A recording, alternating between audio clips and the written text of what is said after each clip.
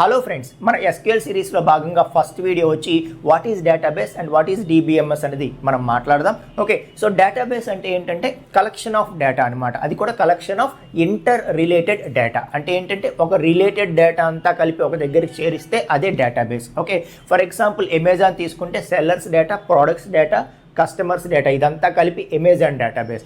ఒక hospital database తీసుకుంటే patients data, doctors data, clinic reports data అదంతా కలిపి హాస్పిటల్ డేటాబేస్.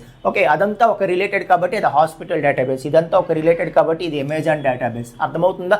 సో అలా రిలేటెడ్ డేటా అంతా ఒక దగ్గర చేరిస్తే దాన్నే మనం డేటాబేస్ అంటాం. Okay, right. సో మరి ఈ డేటాబేస్ని సిస్టంలో జాగ్రత్తగా స్టోర్ చేయాలి, మళ్ళీ మనకి అవసరమైనప్పుడు రిట్రీవ్ చేయాలి. స్టోర్ చేయాలి, రిట్రీవ్ చేయాలంటే దానికి ఎవరు కావాలి? సాఫ్ట్వేర్ కావాలి. ఓకే, సో ఏదైతే డేటాబేస్ ఉందో ఆ డేటాబేసు ప్లస్ దాన్ని మేనేజ్ చేయడానికి కావాల్సిన సాఫ్ట్వేర్ ఆర్ ప్రోగ్రామ్స్ ఏదైతే ఉందో ఈ మొత్తాన్ని కలిపి మనం ఏమంటాము అంటే డేటాబేస్ మేనేజ్మెంట్ సిస్టమ్ అంటామన్నమాట. ఓకేనా? సో నెక్స్ట్ వీడియోస్లో ఇంకా మనం డీప్గా మాట్లాడదాం. ఓకే, సో సిరీస్ మొత్తం ఫాలో అవ్వండి, ఖచ్చితంగా మీకు యూస్ఫుల్ అవుతుంది.